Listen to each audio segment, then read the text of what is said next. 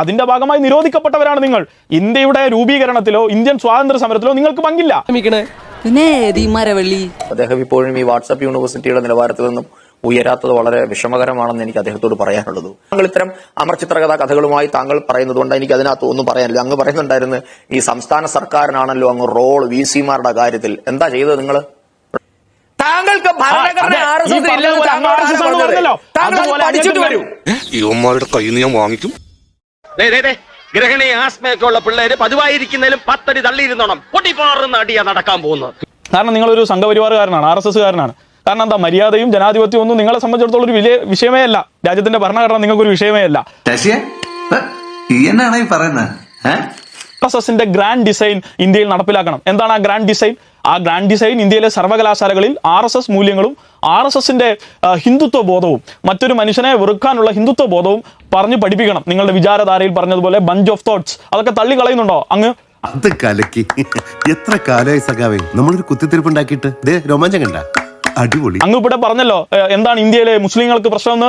ഇന്ത്യയിലെ മുസ്ലിങ്ങളെ നിങ്ങൾ ആഭ്യന്തര ശത്രു എന്നാണ് പ്രഖ്യാപിച്ചിരിക്കുന്നത്. ഇന്ത്യയിലെ കമ്മ്യൂണിസ്റ്റുകളെ ആഭ്യന്തര ശത്രു എന്നാണ് പ്രഖ്യാപിച്ചിരിക്കുന്നത്. ക്രൈസ്തവരെ ആഭ്യന്തര ശത്രു എന്നാണ് പ്രഖ്യാപിച്ചിരിക്കുന്നത്. വ്യത്യസ്ത അഭിപ്രായം ഉണ്ടോ? അത് തള്ളുന്നുണ്ടോ? ഇല്ലല്ലോ. അപ്പോ അതൊക്കെ എവിടെയെങ്കിലും വന്നിട്ട് ഞങ്ങളെ പട്ടിയെ പേപ്പട്ടിയാക്കി അങ്ങനെ തല്ലിക്കൊന്ന് അതിനെ ഏതെങ്കിലും വിധത്തിൽ ഈ രാജ്യത്ത് നടപ്പിലാക്കിയെടുക്കാം, ഈ രാജ്യത്ത് നിങ്ങളുടെ ഉദ്ദേശം നടപ്പിലാക്കിയെടുക്കാം എന്നുള്ള നിങ്ങളുടെ ഒരു ഗൂഢ പദ്ധതിയുടെ ഭാഗമായി നിങ്ങൾ നടത്തുന്ന ഇത്തരം ശ്രമങ്ങളെ ജനങ്ങൾ കാണാതിരിക്കില്ല. ജനങ്ങൾ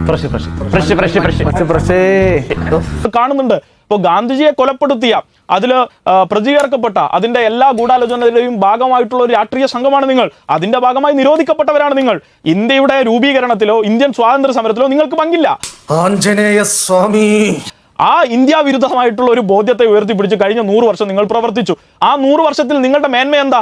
രാജ്യത്ത് കലാപം സംഘടിപ്പിച്ചു, രാജ്യത്ത് ഒരുപാട് മനുഷ്യരെ കൊലപ്പെടുത്തി. ഗുജറാത്തിലും ഈ ഡൽഹിയിലും ഇന്ത്യയിലെമ്പാടും ഈ കേരളത്തിൽ തലശ്ശേരിയിലും മാറാട്ടിലും ഉൾപ്പെടെയുള്ള നിരവധി സ്ഥലങ്ങളിൽ നിങ്ങൾ കലാപം സംഘടിപ്പിച്ചു.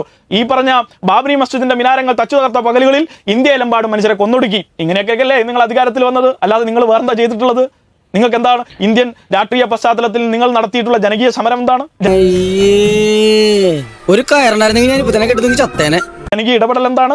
ഇതൊന്നുമില്ലാത്ത നിങ്ങൾക്ക് അവകാശപ്പെടാനുള്ളത് ഈ പറഞ്ഞ കലാപങ്ങളും തീവെപ്പുകളും ആളുകളെ കൊലപ്പെടുത്തിയും ചരിത്രമാണ്. ആ ആളുകളല്ലേ നിങ്ങളുടെ നേതാക്കന്മാർ? ഈ ഗുജറാത്തിലും ഉത്തർപ്രദേശിലും ഒക്കെ ഇന്ന് ഇരിക്കുന്ന പലരെയും നിങ്ങൾ ജയിലിൽ നിന്ന് പുറത്തിറക്കി. ആ പുറത്തിറക്കി നിങ്ങൾ വെറുതെ വിട്ടല്ലോ. എന്തൊക്കെ കേസുകളിലാണ്? സ്വാതന്ത്ര്യ സമരത്തിലോ ഏതെങ്കിലും സമരത്തിലോ പങ്കെടുത്തതിന്റെ ഭാഗമായല്ലോ. കലാപത്തിൽ സ്ത്രീകളെയും ഗർഭിണികളെയും ഒക്കെ കൊന്നതിന്റെ കേസിലല്ലേ? പറയുന്ന നിനക്കില്ലേലും കേൾക്കുന്ന എനിക്കില്ലടാ ഒരു ചളുപ്പ്. നിങ്ങളിപ്പോ പറയുന്ന എന്താ? ഇതിനെന്താ സർക്കാരിന് റോൾ?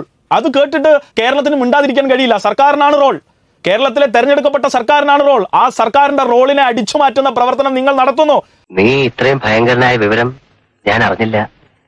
താങ്കളുടെ പാർട്ടിയുടെ സർക്കാരുള്ള സമയമാണ്.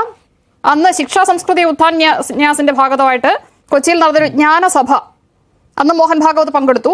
അതിൽ കേരള സർവകലാശാല, കണ്ണൂർ സർവകലാശാല, കുഫോസ്, കാലിക്കറ്റ് സർവകലാശാല എന്നീ സർവകലാശാലകളുടെ വൈസ് ചാൻസലർമാർ പങ്കെടുത്തിരുന്നു. അന്ന് അവരോട് എന്തെങ്കിലും വിശദീകരണം ചോദിക്കുകയോ അവർ മാപ്പ് പറയണമെന്ന് ആവശ്യപ്പെടുകയോ അവർ മാപ്പ് പറയുകയോ എന്തെങ്കിലും ഉണ്ടായിരുന്നോ? നന്നായി ബാറ്റ് ചെയ്തുകൊണ്ടിരിക്കുമ്പോൾ റൺഔട്ട് ആവുന്നത് എന്ത് ഘട്ടമാണ്?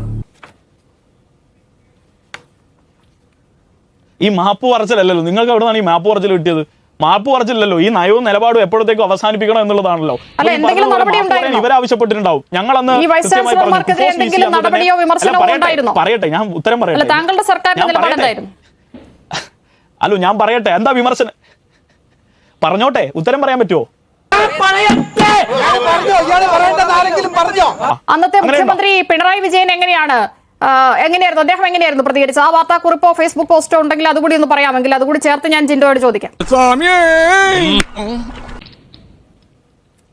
അല്ല, സർക്കാരിന്റെ എല്ലാവരും പ്രതികരിക്കണം എന്നാണോ? അങ്ങനെ എല്ലാവരും ഫേസ്ബുക്ക് ഈ പറഞ്ഞതുപോലെ വിമർശനം വരുമ്പോൾ ഫേസ്ബുക്ക് കുറിപ്പ് എടുക്കണമെന്നാണോ?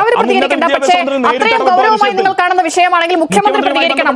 ശ്രീ സഞ്ജീവ്, എന്തോ ആരും വിളിച്ചില്ലല്ലോ, എനിക്ക് തോന്നിയതായിരിക്കും. പോട്ടെ. SFIയുടെ നേതാവ് അദ്ദേഹം ഇപ്പോഴും ഈ വാട്സ്ആപ്പ് യൂണിവേഴ്സിറ്റിയുടെ നിലവാരത്തിൽ നിന്നും ഉയരാത്തത് വളരെ വിഷമകരമാണെന്ന് എനിക്ക് അദ്ദേഹത്തോട് പറയാനുള്ളത്. ഈ ഗർഭിണിയും ശൂലവും ഒക്കെ എന്നൊക്കെയോ തള്ളിക്കളഞ്ഞ ഗാന്ധിവധവും ഒക്കെ എന്താ പറഞ്ഞ SFIയുടെ ആള് അദ്ദേഹം ഇതൊന്ന് ഇന്ത്യയുടെ നീതിന്യായ സംവിധാനങ്ങളും അന്വേഷണ കമ്മീഷൻ റിപ്പോർട്ടുകളും ഒക്കെ പരിശോധിച്ചാൽ ഇമാതിരി വാട്സ്ആപ്പ് യൂണിവേഴ്സിറ്റി വിഷയങ്ങളുടെ വന്നിരുന്ന് പറയില്ല. സ്കൂളിന്റെ പഠിച്ച കുട്ടി ആരെങ്കിലും ഉണ്ടോ നിന്റെ കൂടെ? എങ്ങനെയാണ് ഗാന്ധിവധം ഉണ്ടായത്? അതിലെങ്ങനെ RSSനെ ഇംപ്ലിക്കേറ്റ് ചെയ്തു? പിന്നീട് നടന്ന 3-4 അന്വേഷണ കമ്മീഷൻ എങ്ങനെ കുറ്റവിമുക്തനാക്കി? നാളിതുവരെ ഗാന്ധിവധവുമായി ബന്ധപ്പെട്ട ഒരു അന്വേഷണ റിപ്പോർട്ടിലും ഫ്രം ദ എന്താണ് പറയുന്നത് സീൻ മഹസർ മുതൽ അല്ലെങ്കിൽ FIR മുതൽ സുപ്രീം കോടതി ജഡ്ജി അന്വേഷിച്ച അന്വേഷണ കമ്മീഷൻ റിപ്പോർട്ട് വരെ വിചാരണ കോടതിയിലോ പോലീസ് സ്റ്റേഷനിലോ എവിടെയും RSS എന്നുള്ള 3 അക്ഷരം നിങ്ങൾക്ക് കാണാൻ പറ്റില്ല. RSSമായി കണക്ട് ചെയ്യുന്ന ഒരു ഇഷ്യൂ ഇല്ല എന്നുള്ളത് എത്രയോ കാലങ്ങളായി ഈ രാജ്യം ചർച്ച ചെയ്ത് ചവച്ചു തുപ്പിയ വിഷയമാണ്. ദൈവം അതൊന്നും പൊക്കിക്കൊണ്ട് വരരുത്. നമ്മൾ ഈ നാണം കേട്ടല്ലോ. പിന്നെ ഇത് തന്നെയാണ് ഗർഭിണി ശൂലത്തിന്റെ കഥ. അങ്ങ് ഗുജറാത്ത് അന്വേഷണ കമ്മീഷൻ റിപ്പോർട്ടും ഒക്കെ എടുത്തു വെച്ചൊന്ന് വായിച്ചാൽ താങ്കൾക്ക് അതൊക്കെ മനസ്സിലാവും. സ്പെഷ്യൽ SIT UPA സർക്കാരിന്റെ കാലഘട്ടത്തിൽ സുപ്രീം കോടതി നിയോഗിച്ച SIT ആണ് ഗുജറാത്ത് കലാപത്തെ പറ്റി അന്വേഷിച്ചതെന്നും അതിന് സംസ്ഥാന സർക്കാരിന് യാതൊരു കൺട്രോൾ ഇല്ലാതിരുന്ന SIT രാഘവന്റെ നേതൃത്വത്തിലുള്ള SIT അന്വേഷിച്ച അന്വേഷണ റിപ്പോർട്ടുകൾ താങ്കൾ വായിക്കണം. അപ്പൊ ഈ കഥകൾക്കൊക്കെയുള്ള മറുപടി അവിടെ കിട്ടും. അപ്പൊ താങ്കൾ ഇത്തരം അമർചിത്രകഥാ കഥകളുമായി താങ്കൾ പറയുന്നത് കൊണ്ട് എനിക്ക് അതിനകത്ത് ഒന്നും പറയാനില്ല. അങ്ങ് പറയുന്നുണ്ടായിരുന്നു ഈ സംസ്ഥാന സർക്കാരിനാണല്ലോ അങ്ങ് റോൾ VC-മാരുടെ കാര്യത്തിൽ. എന്താ ചെയ്തത് നിങ്ങൾ? നിഷയും ജിൻഡോയും ചോദിച്ചുകൊണ്ട് ഞാൻ ചോദിക്കുന്നെങ്കിലും ഇന്ന് 3 VC-മാരല്ലേ പങ്കെടുത്തത്? പിണറായിയുടെ കാലത്ത് 4 VC-മാര് പങ്കെടുത്തല്ലോ. എന്ത് ചെയ്തു നിങ്ങൾ? സർക്കാരിന് വലിയ റോൾ ഉണ്ടായിട്ട് എന്താ ചെയ്തത്? അപ്പൊ അതുകൊണ്ട് അങ്ങ് SFI നേതാവ് ആയതുകൊണ്ട് അല്പം കൂടി VC-മാരും സംസ്ഥാന സർക്കാരും കേന്ദ്ര സർക്കാരും സെനറ്റും സിൻഡിക്കേറ്റും തമ്മിലൊക്കെയുള്ള ബന്ധങ്ങളൊക്കെ ഒന്ന് വായിച്ചു പഠിച്ചാൽ അതിനുള്ള മറുപടി കിട്ടും എന്നുള്ളത് ഞാൻ കൂടുതൽ അതിലേക്ക് പറയുന്നില്ല. ആശിക്കുന്നതിനൊക്കെ ഒരു പരിധി വേണ്ടേ? ഒരിക്കൽ വിജയിച്ച് ഗാന്ധിജിയെ കൊലപ്പെടുത്തിയ സംഘമാണ്. അതേ ആളുകളാണ് ഗാന്ധിജി RSSന്റെ ശാഖയിൽ വന്നു എന്ന് പറഞ്ഞ് അഭിമാനം കൊള്ളുന്നത്. ഇതാണ് ഇന്ത്യയിൽ നിന്ന് നടക്കുന്ന കോൺട്രഡിക്ഷൻ. ബന്ധപ്പെടുത്തുന്ന ഒരു സെന്റൻസ് പറയൂ. താങ്കൾ ഒരു ചെറുപ്പക്കാരനല്ലേ? RSS വധവുമായി ഞാൻ പറയാം പേടിയുണ്ടെന്ന് നീ അത് പറയടാ. വെറുതെ ഞാൻ വർത്താനം പറയാതെ പറയും. ഇത് AG നുറാനിയുടെ RSS a menace to India എന്ന പുസ്തകമാണ്. പുതിയ നമ്പർ ഇതിൽ RSS ആൻഡ് ഗാന്ധിസ് അസാസിനേഷൻ എന്നൊരു ഭാഗമുണ്ട്.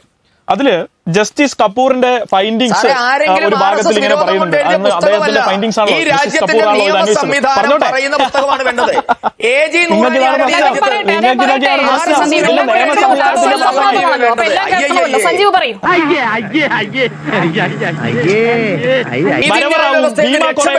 നീതിന്യായ വ്യവസ്ഥ അധിക്ഷേപിക്കരുത് സുഹൃത്തെ. ഞങ്ങൾ ഒരു അധിക്ഷേപം നടത്തിയിട്ടില്ല. ഞാനിത് വായിക്കട്ടെ. പേടിയുണ്ടെങ്കിൽ അത് പറഞ്ഞാൽ മതി. പേടിയുണ്ടെങ്കിൽ അത് പറഞ്ഞാൽ മതി. ഇത് വായിക്കുന്നതിന് സഞ്ജീവ് പറയൂ.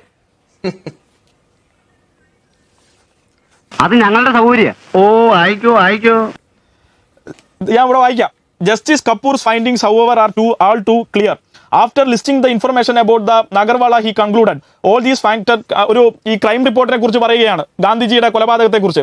അവിടെ പറയുന്നത് സവർക്കറും ഗോഡ്സെയും നാരായണ ആപ്തയും 40 മിനിറ്റ് ഡൽഹിയിലേക്ക് ഇദ്ദേഹത്തെ കൊലപ്പെടുത്താൻ പോകുന്നതിന് തലേ ദിവസം ഡൽഹിയിലേക്ക് പോകുന്നതിന് മുമ്പ് 40 മിനിറ്റ് സന്ദർശിച്ച് അവർ ഒരുമിച്ചിരുന്ന് ഗൂഢാലോചന നടത്തിയാണ് ഈ കൊലപാതകം നടത്തുന്നത് എന്നതിനെ കുറിച്ച് തെളിവുണ്ട് കേട്ടോ. തെളിവുണ്ട്.